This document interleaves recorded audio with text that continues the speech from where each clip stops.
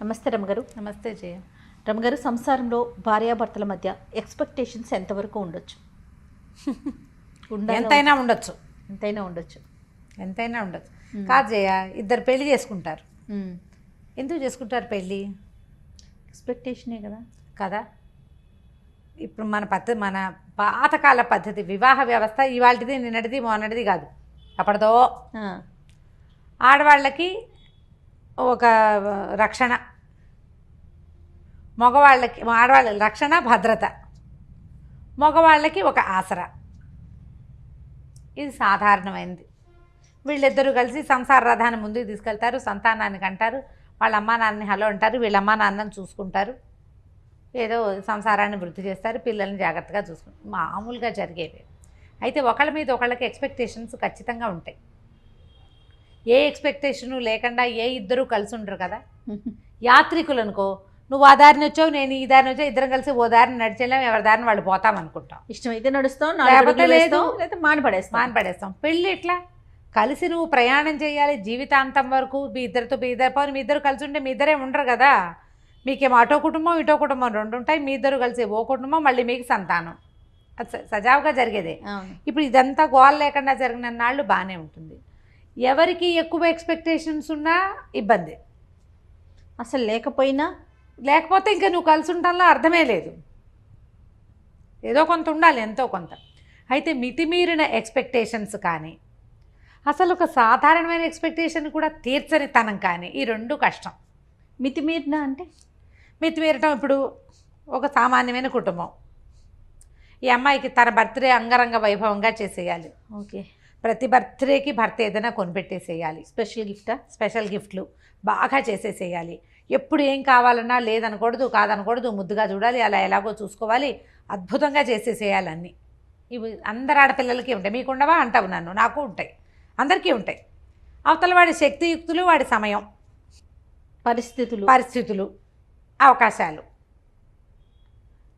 ఇప్పుడు ఇవి ఏంటంటే కొంచెం భార్య పుట్టినరోజు గుర్తుపెట్టుకోవాలి, పెళ్లి రోజుని కాస్త పలకరించాలి, ఏదో మరి చక్కగా మాట్లాడుకోవాలి.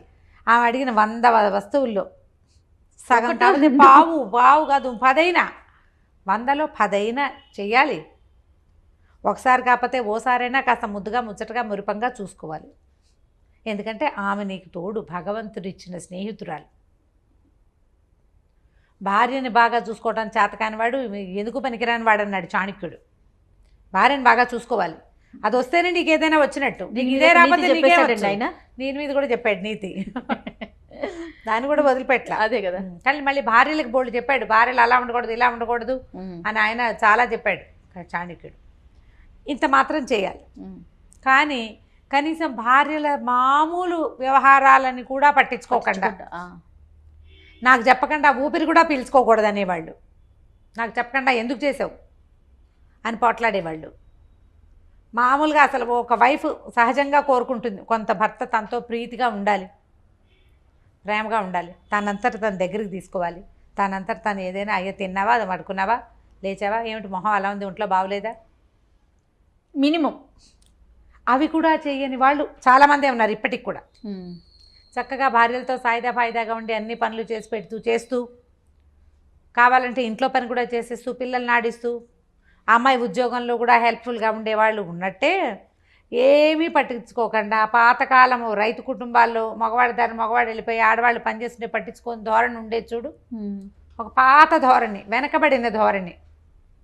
ఆడాళ్ళని పెంచకూడదు, ఆడాళ్ళకి ఏం చూడకూడదు, దానికి ఎక్స్పెక్టేషన్ ఏమిటి, గాడిది గుడ్డు లాంటి భావాలు ఉన్నవాళ్ళు కూడా ఇప్పటికీ ఉన్నారు. మార్చుకోవాలి, వాళ్ళు మారాలి. వీళ్ళు ఓవర్ ఎక్స్పెక్టేషన్స్, గ్రేట్ ఎక్స్పెక్టేషన్స్ ఆడవాళ్ళు తగ్గించుకోవాల్సి వస్తుంది. మగవాళ్ళకు కూడా కొన్ని ఎక్స్పెక్టేషన్స్ ఉంటాయి కదా పాపం.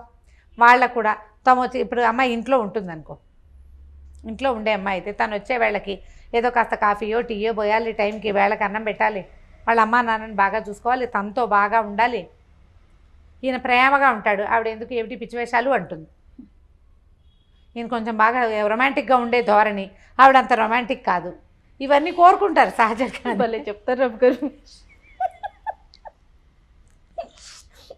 అవునా కాదా జయ, చెప్పు. నేను ఈజీగా చెప్పేస్తున్నాను. ఓకే, ఉంటారు ఇవన్నీ ఉంటారండి ఉంటారు ఖచ్చితంగా. ఇప్పుడు లేదా ఇతనికి నీట్గా క్లీన్గా టైడీగా అలా ఎలాగో తను వచ్చేసరికి చక్కగా సినిమాటిక్గా అలంకారం చేసుకుని ఇల్లు నీట్గా దుడిచేసేసి ఏమిటో ఎట్లాగో చేసేసి చేయాలని తను లేదా తన మాటే వినాలి, అన్నిటికీ తన మాటే వినాలి. వాళ్ళ అమ్మ నాన్న పేరెత్తకూడదు, ఫ్రెండ్స్ పేరెత్తకూడదు, ఎక్కడికి వెళ్ళకూడదు, ఎప్పుడు తనతోటే ఉండాలి, తన మాటే వినాలి, తను అనుకున్నదే చేయాలి. తను వద్దంటే గాలి పీల్చడం కూడా మానేయాలి భార్య. ఆ ఎక్స్పెక్టేషన్స్ వీళ్ళకి ఉంటాయి. రెండూ తప్పే కదా జయ. అవునవునండి ఖచ్చితంగా అండి. నన్ను నేనే క్వీన్గా ఉండాలని అమ్మాయి అనుకోకూడదు, నేనే కింగ్ అని ఇతను అనుకోకూడదు. ఇప్పుడు రీచ్ కావట్లేదు అనుకుందాం ఎక్స్పెక్టేషన్ని, ఇద్దరిలో ఒకరు రీచ్ కావట్లా, ఎలా మార్చుకోవాలండి పార్ట్నర్? ముందు మొదట మాట్లాడుకోవాలి. కొంతమంది వినరు, మాట్లాడుకోవాలి అనగానే మన కామెంట్లు వచ్చేస్తాయి, వినరండి వినరండి వినరండి, 20 ఏళ్ళ నుంచి ట్రై చేస్తున్నానండి, వాళ్ళు వినరు. ఓకే, అప్పుడు ఏం చేస్తాం, ఎక్స్పెక్టేషన్స్ తగ్గించుకోవాలి. మనకి ఇంతంత ఉన్నాయనుకోండి, వాటిని చిన్నవి చేసుకోండి. ఓకే, కనీసం ఇది మీట్ అయ్యాం, విన్నరు అని తెలుస్తోంది. మీరు కొన్ని సంవత్సరాల నుంచి ప్రయత్నం చేస్తున్నారు కదా, అది వదిలేయండి. అది కరెక్టా కదా? వదిలేయాలి. ఎన్నని వదిలేసుకోవాలి అని ప్రశ్నిస్తారు మళ్ళీ. ఏమైనా వదులుకోవాల్సిందే. సంసారం వదులుకోలేం కదా చచ్చి. ఏం చేస్తాం? అందుకని ఇప్పుడు రీచ్ కాలప్పుడు మీరు అన్నట్లు వదులుకోవటమే మంచిది కదా. మన ఎక్స్పెక్టేషన్ మీట్ అయ్యే పద్ధతి అవతల వాళ్ళల్లో లేకపోతే వీళ్ళని వదిలేయటం కష్టం, కాబట్టి ఎక్స్పెక్టేషన్ వదిలేయటం సులువు కాదు రమ్మగారు. ఎవరితో చెప్పిస్తే మూడో వ్యక్తిని ఇన్వాల్వ్ చేస్తే మారుతారా? చేయొచ్చు, ప్రయత్నం చేయొచ్చు. కాకపోతే అందరి దగ్గర అది కుదరదు జయ. మూడో వ్యక్తిని ఇన్వాల్వ్ చేయొచ్చు. ఆ అమ్మాయికి ఒక మినిమం ఎక్స్పెక్టేషన్స్ ఉన్నాయి, వాటినైనా నువ్వు మీట్ అవ్వాలి అని అతని అక్కలో చెల్లెళ్ళో అమ్మలో ఫ్రెండ్సో చెప్పచ్చు. కానీ వాళ్ళు వినద్దు. వాళ్ళు మాత్రం అబ్బాయి అంతే, నువ్వు అలా ఇవ్వే సర్దుకో అనేవాళ్ళు లేరు. ఉంటారు. వాడు అలాగే ఉంటాడు, నువ్వు సర్దుకో. వాడు అలాగే ఉంటాడు, నువ్వు అడ్జస్ట్ అవ్వు. వాడు ఎలా ఉన్నా నువ్వు అడ్జస్ట్ అవ్వు. వాడు నవ్వినప్పుడే నవ్వు, వాడు ఏడ్చినప్పుడే ఏడు. వాడు వద్దంటే మానేయి, అంతే. అలాంటి వారు కూడా ఉంటారు. మరి ఇప్పుడు నేను కూడా అలాగే చెప్పాను చెయ్యమ్మన్న ఒక అమ్మాయికి. అసలు అతను వెండు, ఏం చేస్తావు? ఎవరితోటి తెప్పించలేవు. వాళ్ళ అమ్మా నాన్న మాట కూడా అతను వెండు. మరి ఎట్లా రమ్మగారు అసలు ముందుకు ఎలా వెళ్ళగలుగుతాం? ఇప్పుడు ఒక ప్రేమ ఉండదు, అలాంటి వాళ్ళతో ఒక సంతోషం ఉండదు, ఇంకా మనిషి ఈదాల్సిందేనా? ఈదాల్సిందే జయ. జీవితాలు ఇంకొక రకంగా ఉండవు. ఈదకుండా ఈత మానేసి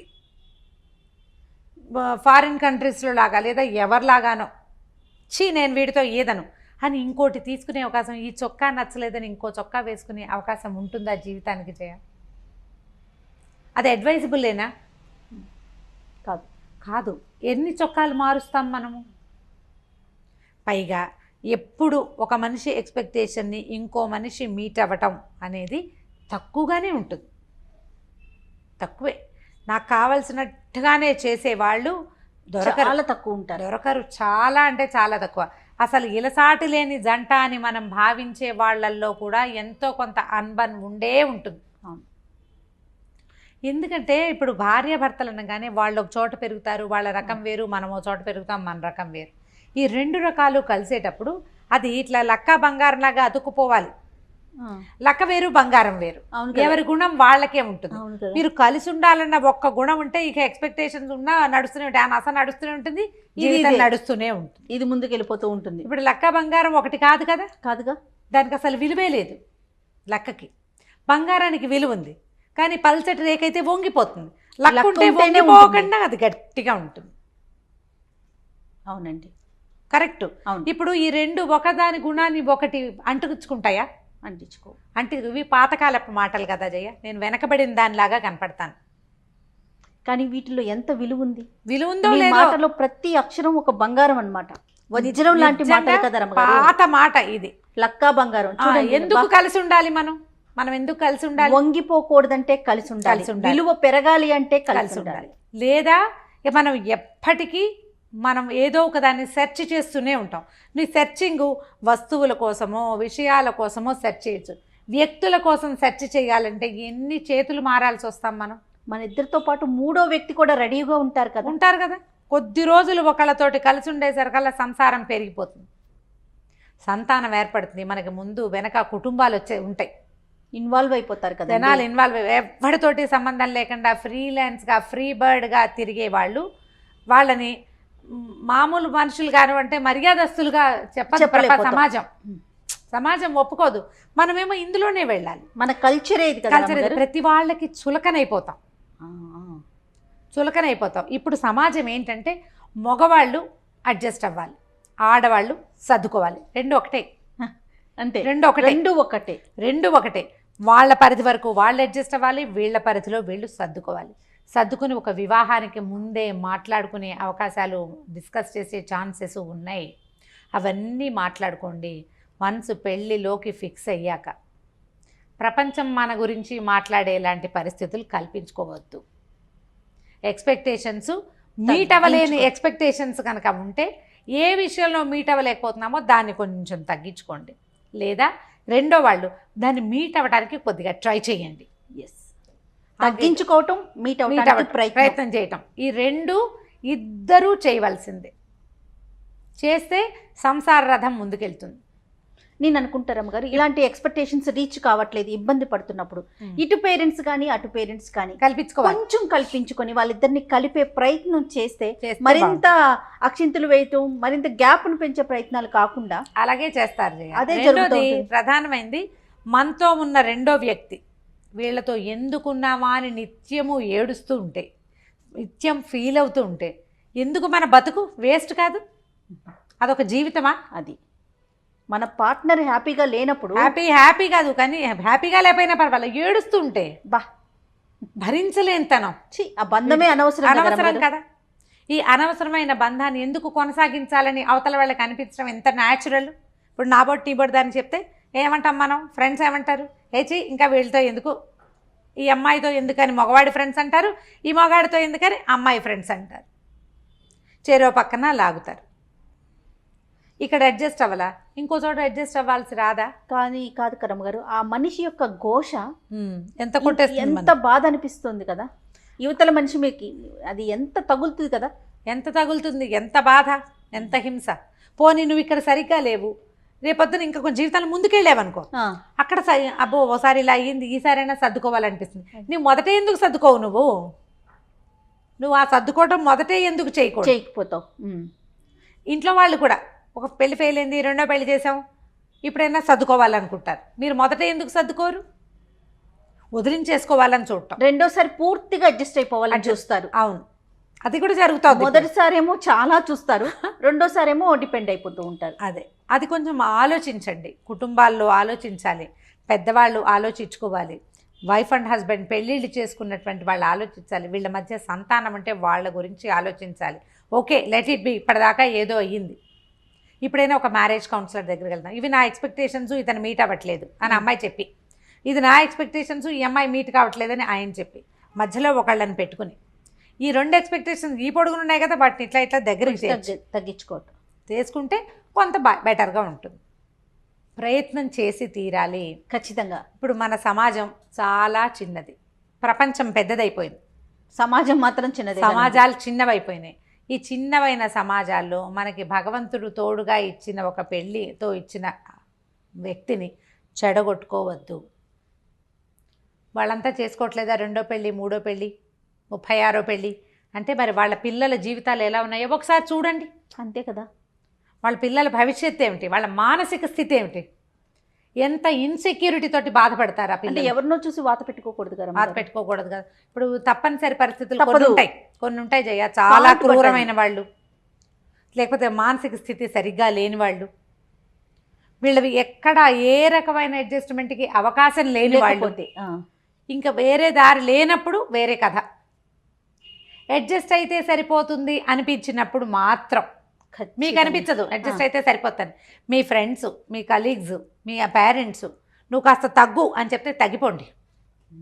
ఎక్కడ తగ్గాలో ఆలోచించుకోండి. ఎస్, ఇది కాదు, ఇది తగ్గినా కూడా ఏమీ పొసగదు అంటే ఇక చేయగలిగేది ఏమీ లేదు. అందరి దారే గోదారి, మన దిగును తప్పదు కదా. అంతేకా. కానీ అడ్జస్ట్మెంట్ అయితే సరిపోతుంది అని అనుకున్న విషయాల్లో కొంచెం తగ్గించండి, కొంచెం పెంచండి, మొత్తానికి సర్దుకుని ఉండండి. అంతే. సూపర్. నమస్తే. నమస్తే.